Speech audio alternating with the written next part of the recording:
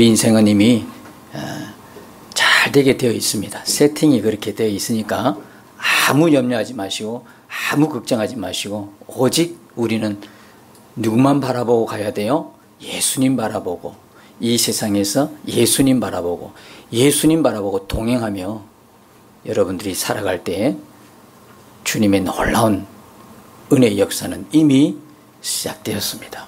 여러분의 남은 인생은 복되고 잘 될 줄 믿습니다. 자, 오늘 역시 다시 복음 앞에 복음을 전하게 되는데 혹시 우리들 중에 속으로 마음으로 복음은 다 알고 있는데 나 복음 다 알아 그런 분 계십니까? 복음은 다 아는데 뭐 또 복음을 들어야 돼?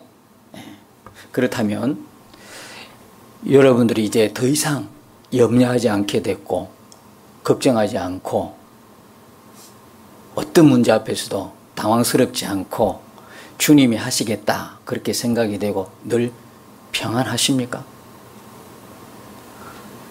오직 주님 한 분으로 감사가 되고 만족이 되십니까?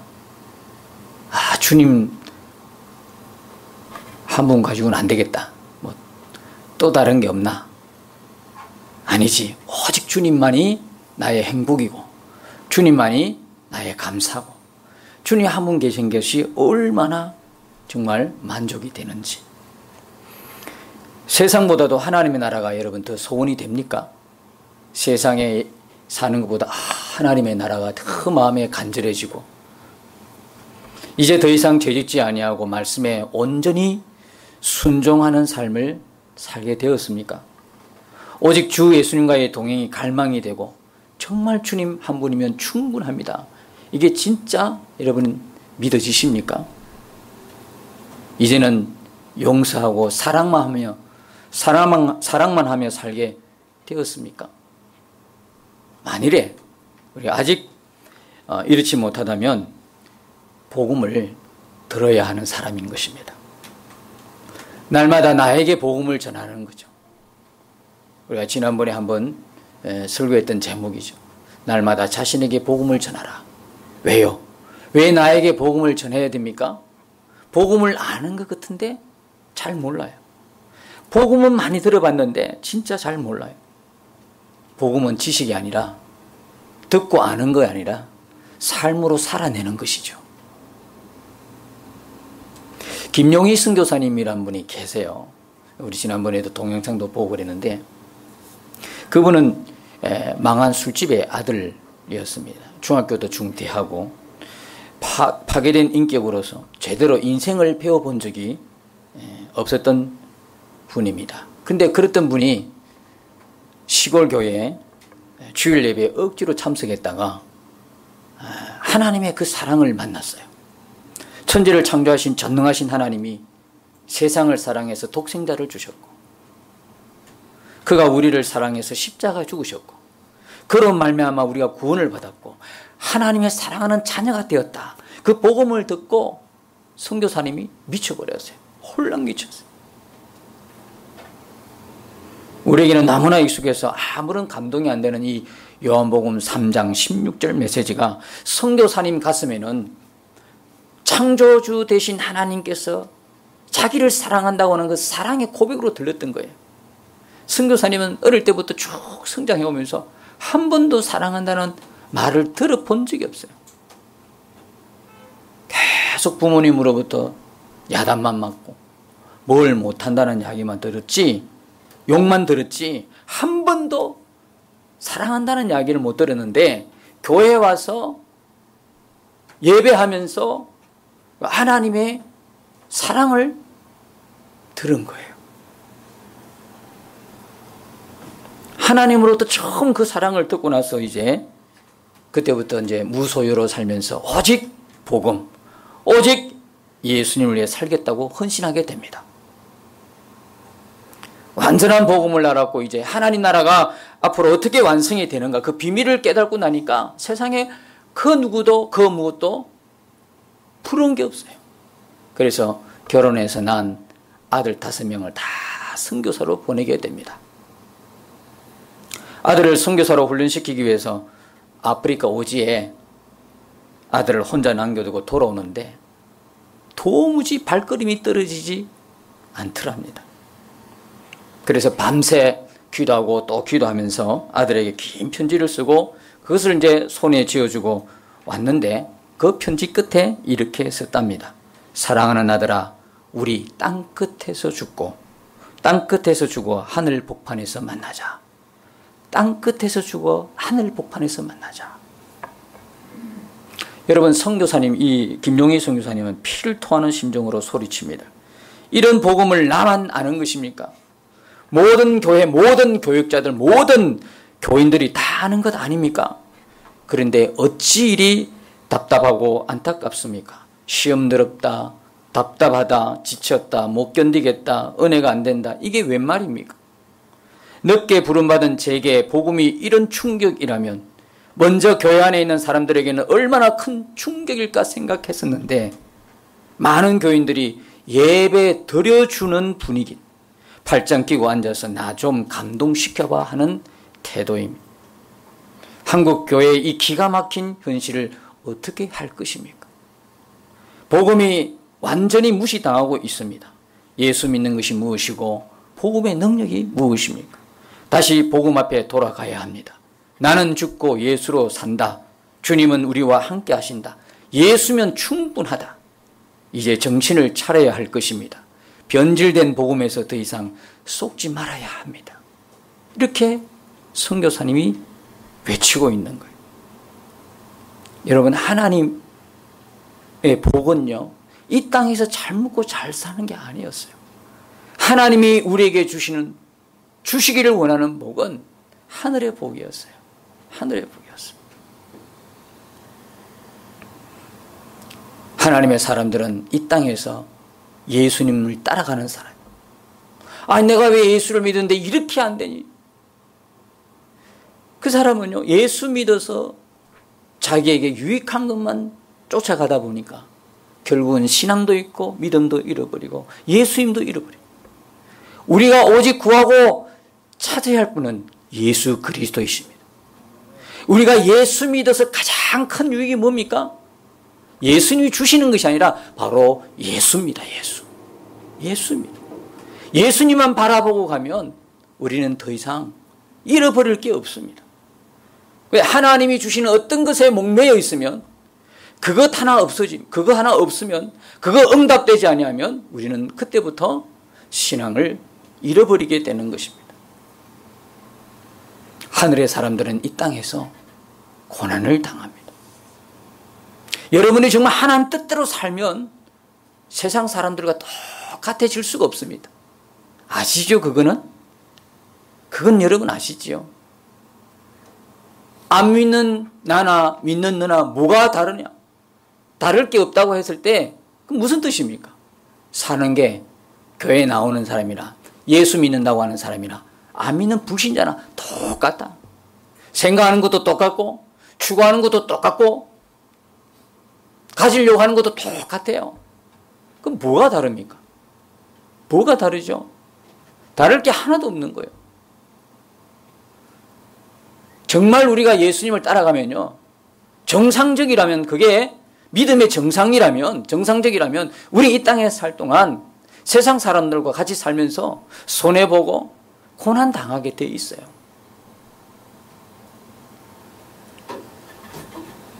여러분, 지금 삶에 여러분의 문제가 있고 어려움이 있고 고난이 있습니까? 시험이 되는 게 있습니까? 오히려 여러분 기뻐해야 합니다. 왜냐하면 마지막 때, 주님 오실 때 가까운 이때에 고난이 환난이 한번 몰아칠 텐데 그때는요 다 떨어져 나가버려요. 지금 우리가 이때 신앙생활하면서 믿음 생활하면서 이때 여러분이 믿음에 굳게 서 있지 아니하면 나중에 정말 환난이 올 때는, 그때 믿은 줄 알았는데, 본인도 진짜 내가 예수 믿는 줄 알았는데 그 환난이 오고 나니까 그 인생에 몰아치는 문제 앞에서 믿음을 다 잃어버리는 거예요. 여러분, 그렇게 되면 어떻게 되겠습니까? 다 나중에는 다 떨어져 나가는 거예요. 지금부터 여러분들은 미리 바른 복음을 알고 바른 믿음 위에서 예수님만 바라보고 가야 되는 거예요. 하나님 말씀 그대로 믿고 하나님 말씀대로 살겠다고 하는 그 변함없는 마음을 가지고 가야 되는 거예요. 하나님이 주신 어떤 것에 매달려 있다 보면 나중에 다 떨어져 나가는 거예요. 그거 없으면 다 여러분들이 세상으로 다 나가. 믿음을 다 잃어버리는 거예요. 지금 내게 있는 고난, 지금 내게 있는 어떤 문제 때문에 고통스러운 것, 지금 나를 괴롭게 하는 것, 오히려 여러분 감사하시기 바랍니다. 왜냐하면 하나님의 사람들을 이렇게 하나님이 훈련시키고 연단시켜 나가는 거예요. 그래서 믿는 사람들이 한결같이 고백하는 게 고난이 내게 뭐다? 유익했다. 고난이 하나님이 믿는 사람을 다루어가는 방식이 하나가 고난입니다. 고난. 우리 삶에 끊임없는 문제, 우리 삶에 고통스러운 것 때문에 우리가 더 점점 어떻게 하나님께로 나아가는 겁니다. 진짜 믿는 사람인지 안 믿는 사람인지는요, 거기서 판가름 납니다. 진짜 믿는 사람은요, 고난이 올 때 더 은혜를 사모하고 고난이 올 때 더 주님께 바짝 붙어갑니다. 그러나 아닌 사람들, 가짜인 사람들, 인척하는 사람들, 그 사람들에게는 고난이 올 때, 인생의 문제를 만났을 때 교회를 떠나고 하나님을 떠나가게 되는 것입니다. 여러분은 어느 쪽이십니까?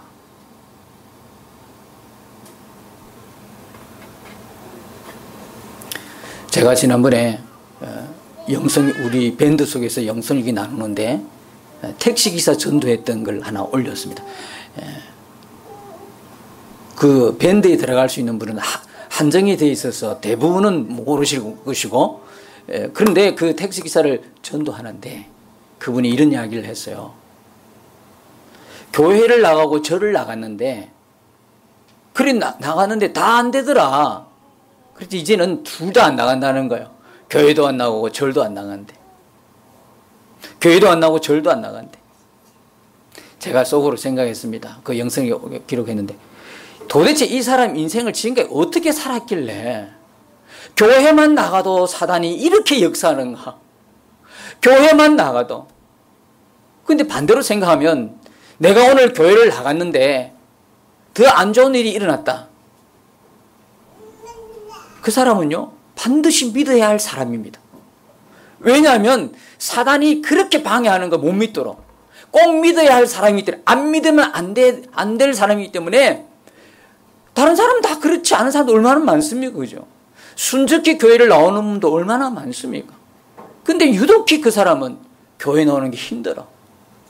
교회 나오자마자 막 그냥 잘 되는 것도 안 되고, 교회 나오자마자 아이들이 다치기 시작하고, 교회 나오자마자 집에 창문이 깨지기 시작하고, 뭐 이런 아주 이상한 일들이 막 일어나서 겁이 나서 이거 뭐 교회 나와도 안 되더라 하고 뒤로 빠져버리는 거예요. 그럴 때 어떻게 해야 됩니까? 그렇구나, 내가 교회 나가는 걸 사단이 이렇게 방해를 하네. 나는 반드시 믿어야 할 사람이네. 그러고 교회를 나오면 사단이 손을 드는 겁니다. 근데 그게 겁을 먹으니까. 그래서 그 택시기사 보고 속으로 얼마나 인생을 잘못 살았길래 어떻게 교회에 나와서 이렇게 처음부터 그렇게 하느냐, 그런 생각을 하게 되었습니다. 여러분, 어떤 사람이 완전 범죄를 했어요. 완전 범죄. 그냥 모두가 모르는 거이 완전 범죄니까. 완전 범죄에 성공했어요. 여러분 생각해 보십시오. 그렇게 완전 범죄에 성공했다고 해서 그 죄가 없어집니까? 없어지나요? 세상법은 그를 심판할 수가 없어요. 왜요? 그의 죄를 찾을 수 없으니까. 그러니까 완전 범죄지. 짐작은 가는데 물증이 없는 거예요. 완전 범죄예요. 그렇죠? 완전 범죄가 왜 없겠습니까? 우리가 몰라서 그렇지. 못 찾으니까 세상법으로는 심판할 수 없는 거죠. 그러나 여러분, 이거 하나 아셔야 돼요. 하나님 눈에 숨길 수 있는 게 세상에 아무것도 없어요. 하나님 앞에는 완전 범죄 자체가 없어요. 하나님 요 정도는 모르시겠지? 아니요. 다 보고 계셔도, 다 알고 계셨는데 말씀을 안 하시는 거예요. 그 일일이 말씀을 다 어떻게 하실 수 있겠어요? 가만히 많이 보고 계시는 거예요. 하나님 앞에는 완전 범죄가 없어요. 제가 어느 순간에요, 저도 목사이지만 어느 순간에 생각을 안 하고 살면 주님이 내 안에 있다는 게 까마득히 잊어버려요. 근데 어느 순간에는 진짜 마음에 그분이 계시고 그분이 내가 생각하는 거, 마음 먹는 거 다 알고 계신다고 생각하니까 등골이 오싹한 거예요. 그럼 지금까지 내가 생각했고 내 혼자라고 마음먹었던 그것들이 다 주님이 다 알고 계신 거다 생각하니까 그냥 오싹해지는 거예요. 그게 진짜로 이제 느껴져요. 진짜 이제 더 이상 두 마음을 품을 수가 없어요. 딴 생각, 딴 마음을 품을 수 없기 때문에. 왜? 주님이 그걸 다 듣는다고 생각하니까. 그게 실제가 되니까. 그 믿음이 실제가 되니까 이제는 생각까지도 마음대로 못해요. 마음도 내 마음대로 가질 수가 없어요. 저는 여러분이 다 그렇게 되기를 축복합니다. 그게 알고 보면 진짜 은혜고 축복이더라. 그럼 어떻게 범죄할 수 있겠어요? 주님이 늘 함께 하셔서 그 나의 생각과 마음을 다 아신다고 진짜로 믿는데 어떻게 죄를 지을 수가 있죠? 그건 도무지 불가능한 일이에요. 완전 범죄다. 하나님의 법은 그를 정죄합니다. 하나님의 법에서 죄는 사망입니다. 믿으시지요? 로마서 6장 23절에 죄의 삭은 사망이니라. 하나님의 법에서는 죄는 사망입니다. 무엇을 통해 알 수 있습니까? 모든 사람에게 육신의 죽음이 있다는 거 보면 압니다. 하나님의 법에서 죄는 뭡니까? 사망인데 뭘 통해서 알 수 있어요? 모든 사람이 다 육신의 죽음을 만난다는 거, 육신의 죽음이 있다는 걸 보면 알아요. 다시 말하면 모든 사람이 누구다라는 거요? 모든 사람은 죄인이다라는 증거가 되는 것이죠. 한 사람도 예외 없이 모든 사람은 태어나는 순간부터 죄인이 되는 거예요. 그렇다면 여러분, 죄는 왜 짓게 되는지 아십니까? 죄는 왜 지어요? 여러분 경우에 죄는 어떻게 짓게 되죠? 누가 나를 충동해서 죄 짓게 되나요? 어떤 상황이 정말 내가 원하지 않은, 정말 더 이상 여기에 있고 싶지 않은 그런 상황이라서 그런가요? 왜 죄 짓죠? 하나님이 없기 때문에 죄를 짓는 것입니다. 여러분, 교회 다닌다고 죄 안 짓는 게 아닙니다. 교회 다닌다고 죄 안 짓습니까? 목사, 집사, 장로라고 죄 안 짓습니까? 은혜 받았다고 죄 안 짓습니까? 은사, 능력 받았다고 죄 안 짓습니까? 그에게 하나님이 분명한가의 차이입니다. 죄를 짓고 안 짓고는 하나님이 분명한 실제가 되느냐 아니냐의 그 차이입니다.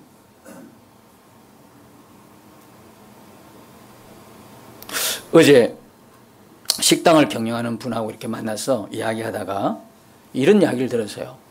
교회 다니는 사람이나 안 다니는 나나 다를 것이 없더라. 참 마음이 안타까웠어요. 이렇게 저렇게 이야기하다가 교회 다니는 사람이나 안 다니는 사람이나 다를 게 없더라. 이런 이야기. 마음이 참 아팠어요. 교회 다니는 사람도 왜 죄를 짓습니까? 아, 목사님, 어떻게 죄 안 짓고 살아요?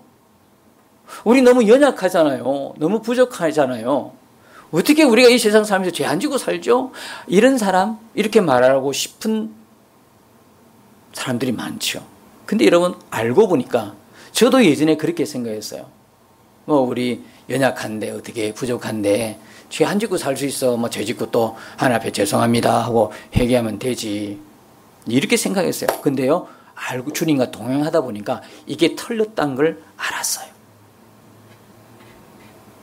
왜 죄 짓습니까?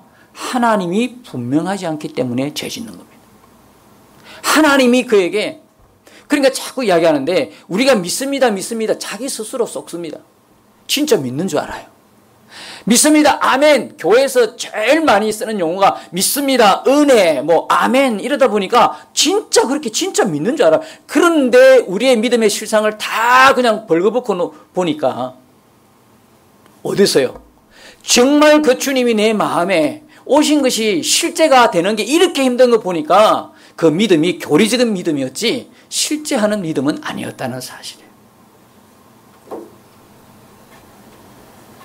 하나님이 의식이 안 되면요, 그 누구도 죄를 피해갈 수 없어요. 여러분, 왜 하나님 죄를 못 버립니까? 죄를 버려야 되는데 왜 그 죄를 못 끊습니까? 하나님 믿어지지 않아요. 하나님 의식이 안 돼요. 전혀 의식이 안 되는데 자기 혼자 있는데 어떻게 죄를 끊을 수 있으면 못 끊습니다. 죄는 여러분, 기도 많이 한다고 끊어지는 게 아니에요. 금식한다고 끊어지는 게 아니라고요. 말씀 많이 본다고 끊어지는, 물론 도움은 돼요. 죄를 어떻게 끊어요? 죄를 끊으려고 몸부림치고 금식 안 해도 끊어지는 거는요, 예수님이 내 안에 계심이 분명하면 끊어집니다. 예수님을 향한 믿음이 분명한 실제가 되면 죄는 해결이 되는 것입니다.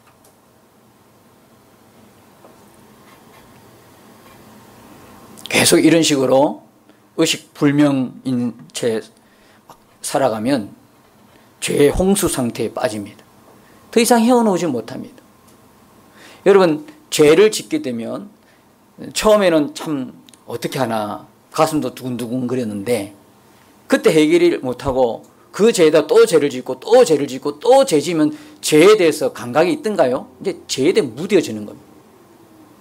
죄가 정말 솜털만큼, 깃털만큼, 먼지만큼 들어왔을지라도 이 죄란 것이 그대로 통에 자복이 되고 이 정말 먼지만큼한 이 죄도 발견이 되면요, 여러분 영혼은 복받은 영혼입니다. 그 조그만 것도 다른 사람은 죄라고 생각하지 않아요. 나는 죄야. 마음에 다른 사람을 미워하고 마음에 다른 사람을 시기하고, 이건 행동으로 나오는 죄가 아니잖아요. 그건 내 마음만 먹고 있잖아요. 그런데 어느 날 이것까지가 이것도 너무나 하나님 앞에 정말 죄송하고 큰 죄다 생각되는 것은 여러분 영혼은 살아있다는 증거인 것입니다. 마음에 끊임없는 그 죄를 볼 줄 모르고 그게 죄가 아닌 것처럼 살아간 사람들은 이미 그 마음이 지금 아주 심각한 상태에 빠져 있는 겁니다. 구약에서는 행동의 죄를 이야기하지만 예수님께서는 무슨 죄를 말씀하고 있습니까? 마음의 죄까지를 말씀하고 있습니다. 여러분, 창세기 39장 9절에 보면 요셉의 이야기가 나옵니다. 보디발 부인이 요셉이 너무 잘생긴 청년이니까 요셉하고 어떻게 나쁜 짓 한번 하려고 막 덤빕니다. 그때 아무도 없습니다. 그 주변에 보디발의 아내하고 요셉밖에 없습니다. 그 기회를 노렸지 않았겠습니까? 그 보디발의 그 부인이 얼마나 인생을 살아오면서 거기에 촉이 밝았겠습니까? 그 주변 상황 세팅이 딱 되니까 이제 요셉에게 덤비는 거. 그런데 요셉이 뭐라고 하는지 아십니까? 창세기 39장 9절에 보니까 내가 어찌 이 큰 악을 행하여 하나님께 죄를 지으리까? 요셉의 보디발의 아내는 하나님 보이지 않습니다. 그러니까 사람 눈만 피하면 된다고 생각하고 그 좋은 기회가 왔을 때 요셉을 덮치기 시작하는 거예요. 근데 요셉은요, 완전 반대였습니다. 요셉은요, 하나님을 늘 인식하는 사람이었어요. 하나님 앞에 사는 사람이었다고요. 사람은 안 봐도 하나님 본다는 그 생각 때문에 어찌 하나님께 죄를 지으리요, 이렇게 말하는 것을 볼 수 있습니다. 저는 우리 모두가 다 이 하나님 앞이라고 하는, 코람데오 늘 하나님 앞이라고 하는, 더 나아가서 내 안에 함께 계시는 주님을 보는 눈이 실제가 되기를 축복합니다. 오늘 본문의 21절 이하에 보면 죄들이 확 나옵니다. 동성애도 나오고 막 나오는데요, 이 죄들은 결국 가장 근본적인 죄에서 다 파생된 죄입니다. 그게 뭡니까? 하나님이 없는 마음에서 파생된 죄입니다. 하나님을 떠남으로 말미암아, 하나님과 관계가 완전히 끊어진 상태에서 일어나는 윤리 도덕적인 죄입니다. 여러분, 우리가 살면서 어떤 사람 만났을 때 그 사람이 정말 행동으로 잘못하고 있지요, 뭔가 이상한 짓 하고 있죠. 이게 근원적인 죄가 있습니다. 이 근본적인 죄 뿌리로부터 열매를 맺혀지는 그 죄입니다. 그 열매만 보고 그걸 자꾸 그냥 형벌을 주고 심판을 하고 거기다가 그냥 열매만 보고 있는데 아닙니다, 여러분. 가장 근본적인 죄 짓는, 죄의 열매를 맺게 하는 가장 근본은 뭡니까? 하나님이 없는 겁니다. 교회 나와도 교인이어도 죄 짓는 거는 뭐 뿌리가 뭡니까? 하나님이 없다는 거예요. 이건 아주 심각한 겁니다, 여러분. 자기 평생의 교회를 다녀도요, 그가 지옥 가는 이유가 바로 거기에 있습니다. 자기 평생에 하나님 앞에 몸 바쳐 충성하고 헌금하고 다 해도요, 그 지옥 갑니다. 그 가장 근본적인 뿌리, 기본적인 뿌리, 하나님이 없는 그 죄를 해결을 못 받은 거예요. 여러분, 이런 말씀 드리면 좀 죄송한데요, 교회에 나오실 때 기본 믿음이 안 돼 있는데 하나님께 충성하거나 예물 드리지 마십시오. 하나님은 그런 예물 별로 안 받으시거든요. 11조를 하든 감사를 하든 그것은 우리의 믿음의 열매인 것입니다. 주일날이 온전히 성수가 안 돼. 주일날이 왜 그렇게 중요한지 몰라. 주일날은 내가 왜 하나님 앞에 나와야 되는지를 모르는데, 그 자체가 모르는데 교회 와서 뭔 열심을 냅니까? 뭔 또 헌금을 하십니까? 이런 말 하면,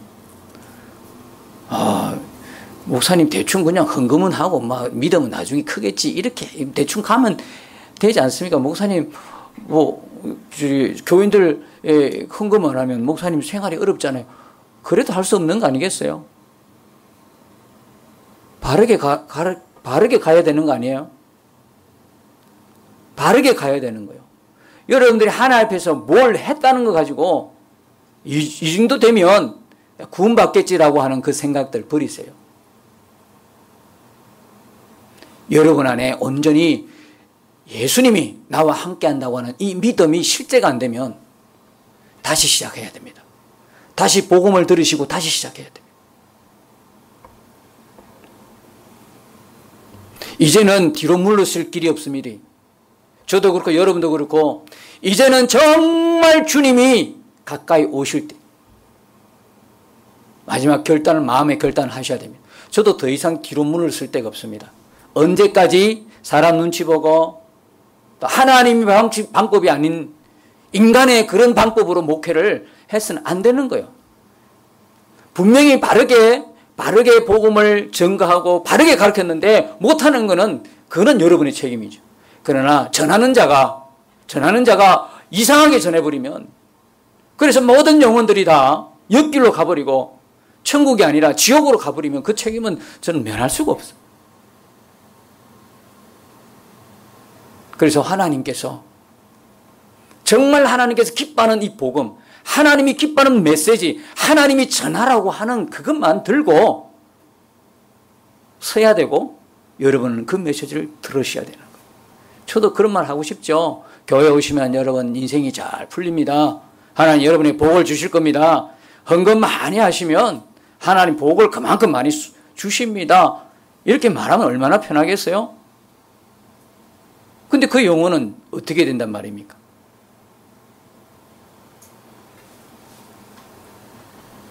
여러분이 하나님 앞에 하는 모습 보면 여러분이 갖고 있는 믿음이 진짜인지 가짜인지가 그대로 드러나는 겁니다.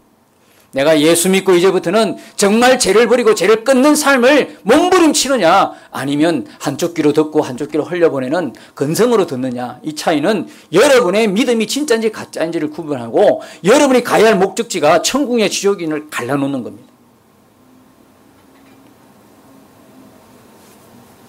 바울이 로마서를 통해서 복음을 전가하는 순서는 첫 번째 17절에 보니까 하나님의 의가 나타났다고 전하고 있습니다. 18절에 보니까 그런 다음에 하나님 진노가 나타났다고 말씀하고 있습니다. 여러분, 우리 모든 인간의 가장 절박한 문제가 무엇입니까? 반드시 모든 사람이 죄인이었기 때문에 반드시 영원한 멸망, 지옥 갈 수밖에 없다는 게 심각한 문제인 거예요.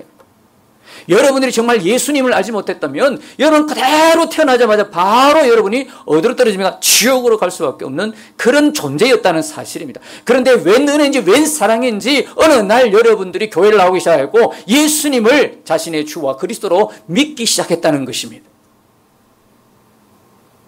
뭐니 해도요, 뭐니가 아니고 가장 큰 축복은, 여러분 인생의 가장 큰 기적과 가장 큰 은혜와 가장 큰 축복은 여러분들이 예수님을 믿게 되었다는 거예요. 여러분들이 예수님 믿게 됐다는 거예요.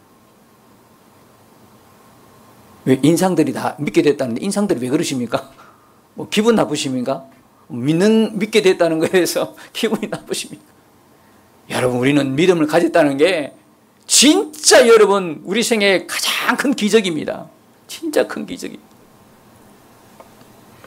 그래서 모든 사람에게, 이 죄인인 모든 사람에게, 우리 모든 사람들이 하나님의 나라에 갈 수 있는 것이 아니라 모두가 묶음으로 지옥 갈 수밖에 없는 그런 존재였던 우리에게 가장 절박하고 시급한 문제는 뭐냐면, 어떻게 우리 같은 사람이 하나님의 어려움을 입을 수 있을까? 이 문제였습니다. 왜냐하면 하나님의 어려움이 입혀져야 그때 이 죄인이 비로소 구원을 받을 수 있어요. 하나님 공의에 의해서 죄만, 하나님 앞에 공의에 의해서 죄는 반드시 심판해야 되는데, 심판 안 당하는 유일한 것은 이 죄인이 하나님이 어렵다는 어려움을 입을 때만 죄를 심판당하지 않고 구원받을 수 있기 때문에, 우리 인간의 가장 절박한 문제는 어떻게 우리 죄인이 하나님 앞에 어렵다함을 입느냐인 것입니다. 어떻게 하면 하나님과의 관계를 바르게 할 수 있으며 어떻게 하면 이 죄인이 하나님 앞에 나아갈 수 있는가, 이 문제였던 것입니다. 어째서 이런 하나님 앞에 어렵다함을 얻는 것이 이토록 중요한 주제가 되었습니까? 하나님의 어렵다함을 입지 못하면 하나님의 진노가 있고 하나님의 심판이 있기 때문입니다. 하나님의 어렵다함을 입은 자만이 하나님 앞에 나아갈 수 있어요. 복음이 뭐냐? 17절처럼 하나님의 어렵다함을 얻는 길이 나타났다라고 하는 게 복음이에요. 누구에게요? 하나님의 진노와 심판으로 영원히 멸망하고 지옥 갈 수밖에 없는 우리에게. 어떻게 해요? 하나님께서 그 아들을 통해서, 하나님이 아들로 말미암아 마련해 주신 것이기 때문에, 이게 뭐냐면 하나님의 의인 것입니다. 하나님의 의. 하나님이 우리에게 해주신 것이기 때문에. 로마서 8장 3절에 보니까 죄로 말미암아 자기 아들을 죄 있는 육신의 모양으로 보내어 육신의 죄를 정했다, 그렇게 말씀하고 있습니다. 하나님이 인간이 되셔서 모든 사람의 죄를 대속해 주신 사건이 바로 십자가 사건입니다. 여러분, 2000년 전에 이미 전능자 하나님이 왔다 가셨습니다. 다 해결해 놓고 가셨습니다. 믿으면, 하나님이 행하신 그 그대로 믿고 내게 받아들이기만 하면 하나님 우리에게 구원을 주시겠다고 하셨습니다. 복음은 인간을 위해 하나님만이 하실 수 있는 일이에요. 사람이 스스로 할 수 있는 것은 복음이 아닙니다. 사람이 스스로 해가지고 성공하고 출세하고 뭐 공부를 잘해 1등이 되고 좋은 직장 취직하고 결혼하고, 이거는요 복음이 아니에요. 그 사람에게는 복음이, 그 사람에게는 기쁘지만 그 옆 사람에게는 기쁨일까요? 아니죠. 자기는 취직도 못하고 있는데 이 사람이 취직했다 그러면 자기는 좋아하지, 그 나까지도 기쁠까요? 마음에 좌절감이 생기는 거야. 모든 사람이 기뻐하는 이 복음은 오직 하나님만이 행해 주시는 것입니다. 그것이 무엇입니까? 죄인을 어렵다 하시는 것, 죄인을 아들을 통해서 구원해 주시는 이 복음만이 모든 사람에게 기쁜 소식이고 하나님이 인간에게 베푸는 유일한 은혜인 것입니다. 복음이 무엇입니까? 우리에게 어렵게 되는 길이 열린 게 복음이에요. 첫 번째. 복음을 갖다 한마디로 이야기할 수 없는 게요, 5가지 중에 다 복음입니다. 하나님 우리에게 행해준 모든 게 복음이에요. 근데 그 중에 핵심이 뭐냐면 예수님 나 위해 죽으시고 부활하신 십자가 부활이 핵심이지, 알고 보면 하나님이 인간에게 행해주신 모든 것은 뭐다? 복음이다. 예수님이 이 땅에 오신 것 자체가 뭡니까? 복음이죠. 그래서 창세기 3장 15절에 원복음이라는 거, 인간이 다 그냥 저질러 놓은 이거를 하나님 내가 하리라 그래가지고 여자의 후손으로 누굴 보내주겠다? 메시아를, 그리스도를 보내주겠다고 약속하신 거라. 그러니까 구약은 그 메시아가 오겠다고 계속 그리스도가 오시겠다고 그 약속만 계속 보여줬다가 그게 구약이고요. 근데 그렇게 약속했던 그분이 실체적으로 오신 것을 기록한 게 뭡니까? 신약이다. 그래서 신약을 첫 장을 딱 열어보면 마태복음 1장 1절에 뭐라고 기록되어 있습니까? 아브라함과 다윗의 자손 예수 그리스도의 계보라 그러잖아요. 다시 말하면 그렇게 보내주는 그 그리스도가 어느 날 갑자기 오신 분이 아니라 구약에서 그렇게 오랜 수천 년 동안 내가 너희에게 여자의 후손으로 보내주겠다고 하나님 약속에 그것도 아브라함과 다윗에게 했던 그 약속의 성취라는 걸 보여주시는 것입니다. 며칠 전에 국민일보에 이런 기사가 났어요. 신천지에 이만희가 지금 병원에 입원해 있어요. 무슨 병명이냐면 척추관 협착증.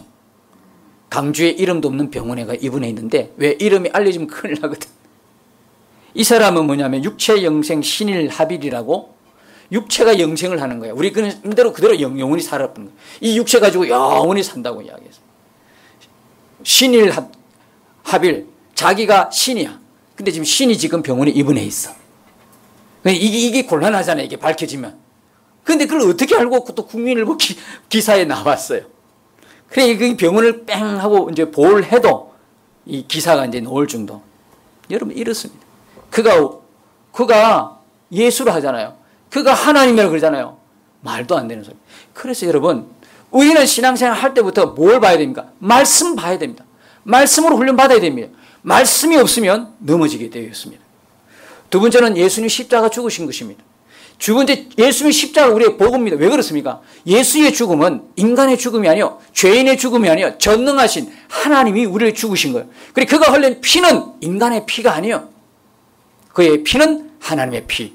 하나님의 피였기 때문에 모든 인간의 죄를 다 해결할 수 있고 구원할 수 있는 전능하신 그분이 우리를 위해 십자가 죽었다는 게 그게 우리의 복음입니다. 세 번째 뭡니까? 부활입니다. 그렇게 죽고 3일 만에 부활하셨어요. 이 부활을 통해서 그분이 누구라는 게 증명이 됐습니까? 하나님이라는 거. 그분이 흘린 피가 전능자의 피라는 거. 그리고 그분의 부활을 통해서 성경이 이야기했던 모든 것이 뭐다? 사실이라는 게 밝혀졌어요. 사도행전 17장 31절에 모든 사람들에게 하나님이 믿을 만한 증거를 주신 게 뭐냐? 부활이야. 여러분, 부활이 어디 있습니까? 누가 부활했습니까? 세상에 어떤 신이 여러분을 위해서 십자가 죽으시고 부활하셨습니까? 누가 부활했다고 합니까? 부활한 분은 오직 예수 외에는 없습니다. 그가 하나님이라는 거예요. 이 부활을 보고도 안 믿겠다는 거예요. 세상에. 여러분, 그래서요, 여러분들 혹시나 불교인들을 만나게 되면 이렇게 말씀해 주세요. 불교인들 만나면 자꾸 이야기 들으면 복잡해지니까 윤회를 믿는 사람 밑도 끝도 없어요. 말 들어보면 그냥 시간 오래 가고 머리만 아파. 불교인을 만나면 딱 이 한마디 하세요. 부처가 당신을 위해서 한 게 뭐냐고. 부처가 당신에게 한 게 뭐냐? 당신을 위해서 한 것이 뭐냐고 물어보세요. 할 말 없어요. 못하죠. 한 게 없으니까. 자기 죄 짊어지고 죽었으니까. 조금 깨달은 그것 가지고. 한국의 불교는 많이 타락했습니다. 많이 변질되어 왔습니다. 지금. 거기도 교회만큼이나. 변질되어 왔다. 그러니까 부처가 해준 게 뭐 있어요? 그러나 우리 예수님은 우리에게 해준 게 생명이잖아요. 생명 들어 우리를 살린 거잖아요. 생명 바쳐서 피 흘리면서 우리를 구원했잖아요. 이 좋은 예수님, 우리를 구원하신 예수님, 그 예수님을 알지 못하니까 못 믿는 거죠. 그 다음에 네 번째 복음이 뭡니까? 성령님이 우리 안에 계신다는 거예요. 요한일서 3장 24절에 우리에게 주신 성령으로 말미암아 그가 우리 안에 거하시는 줄을 우리가 아느니라. 여러분, 복음을 아무리 들어도 여러분, 이론으로 교리로 들으면 여러분 삶 하나 바꿀 수 없습니다. 그러나 이 네 번째, 성령님이 지금 내 안에, 그리고 그분이 주님이랑 우리 주님이 내 마음에 오셨다는 거에 여러분이 눈을 열 때 비로소 이 복음을, 능력을, 여러분의 삶을 변화시키는 능력의 복음으로 여러분들이 그대로 살아내는 은혜가 있는 것입니다. 여러분 안에 누가 계십니까? 주님이 계신 거예요. 다시 강조합니다. 우리 안에 주님이 우리와 함께 계십니다.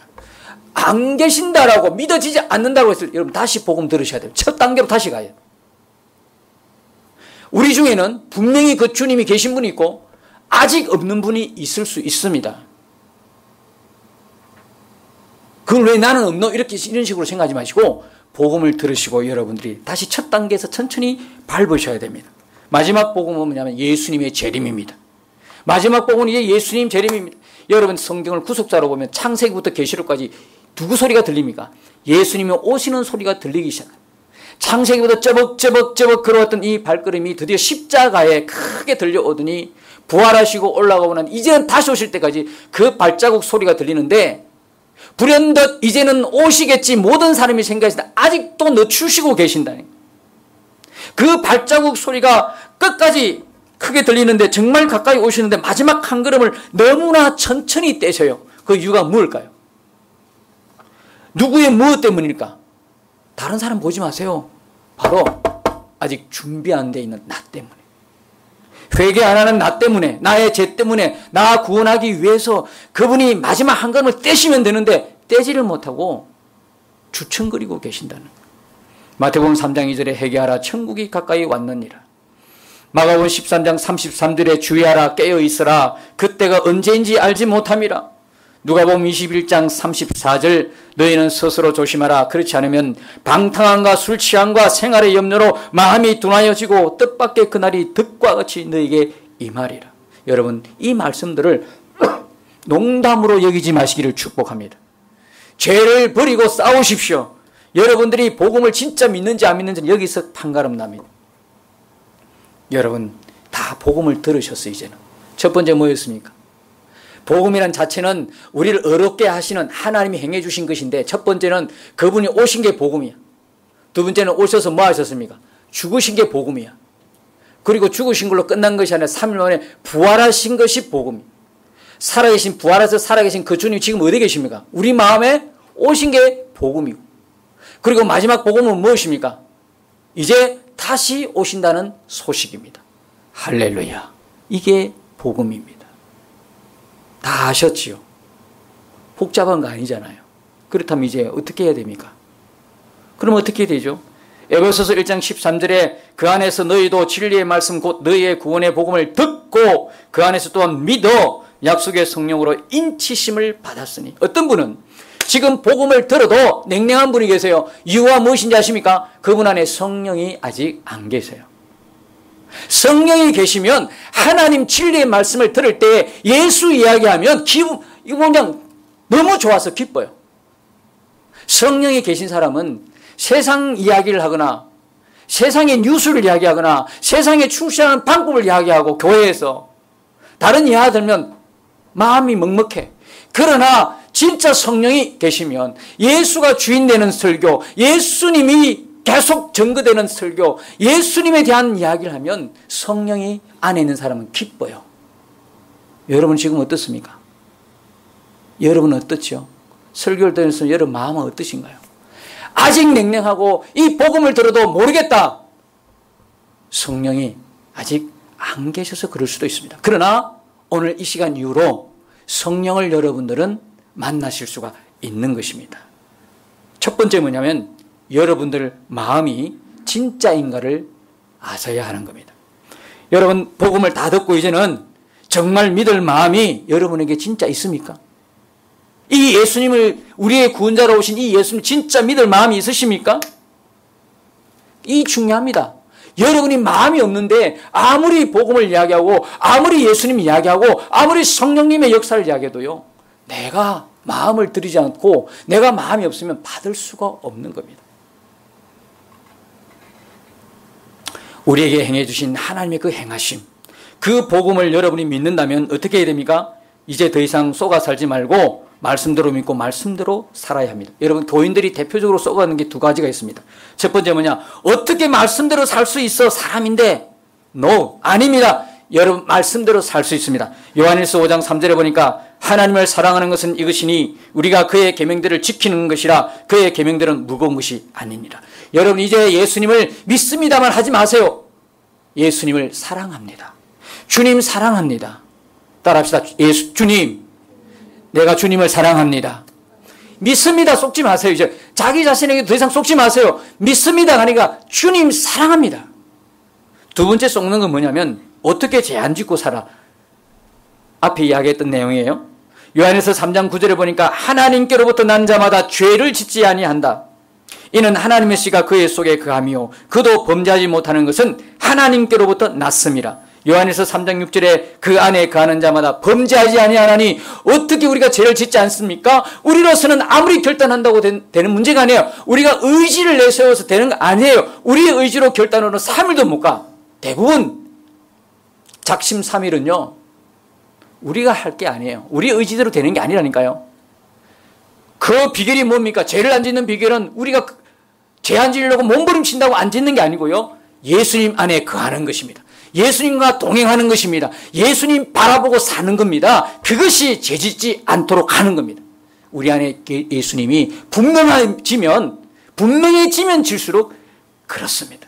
희미하면 희미할수록 죄와 함께 가지만 내 안에 계신 주님이 분명해지면 질수록 이제 여러분은 죄와 상관없는 삶, 죄를 이기는 삶, 죄를 물리치는 삶을 살게 되는 것입니다. 마지막으로 말씀을 마치겠습니다. 드리고 하나님을 아는 일에 여러분 게을러서는 안 됩니다. 하나님을 아는 일에 이제는 열심히 여러분 복음을 들었으면 열심히 있어야 됩니다. 대부분 예수 믿고도 당하고 사는 것은 하나님을 모르고 하나님 말씀을 모르기 때문에 그렇습니다. 지금 목사님이 무슨 말씀을 하고 있는지 뭘 설교하고 있는지를 여러분들 아셔야 되지 않습니까? 이 땅에서 잘 살려고 하는 이야기인지 하늘을 주목하고 하늘의 복을 받고 살아라고 하는 것인지 예수님 동행하고 살아내니 너 마음대로 살아라고 하는 것인지 분별할 수 있어야 되지 않습니까? 그러려면 여러분이 말씀이 있어야 되는 거죠. 여러분이 믿는 즉시 성경을 보고 기도하고 말씀대로 믿고 말씀대로 살아야 하는 것입니다. 여러분 우리가 잠시 살다가 이 세상에서도 얼마나 많은 노력을 합니까?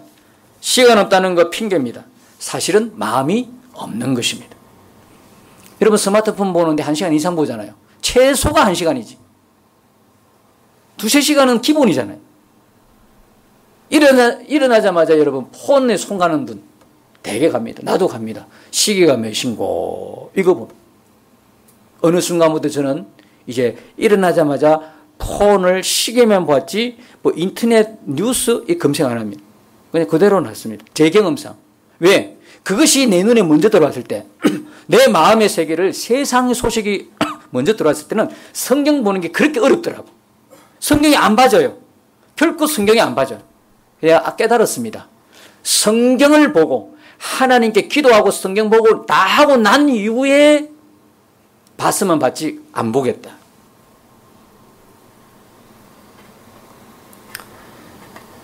여러분 일어나자마자 검색을 하고 동영상을 보고 온갖 정보나 뉴스를 먼저 여러분 마음에 들어가면 그 사람 하나님 말씀이 들어가지 못해요.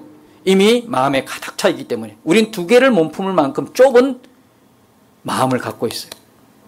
여러분 우선순위가 무너지면 삶의 질서와 조화와 균형이 다 무너져요. 핸드폰하고 세상에 정신과 마음을 빼앗기고 살면 주님 바라보지 못합니다.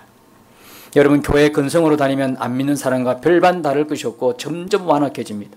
처음 믿을 때부터 말씀과 복음 위에 바로 서시기를 축복합니다. 주님과 동행하기를 힘쓰십시오. 나는 죽고 예수로 사는 사람. 내 안에 주님 계시고 나는 주님과 연합되어 있고 주님과 한 몸이고 주님과 나는 하나이다. 정말 이걸 믿으시면 우리가 생명 얻은 자로 힘써야 될 것은 오직 하나, 주님과의 친밀함, 온전한 동행, 이것이 우리를 변화시킵니다. 오늘 이 시간 이후부터 주님과의 친밀한 교제에 눈을 뜨시고 주님과 동행하는 저와 여러분 되시기를 예수님 이름으로 축복합니다.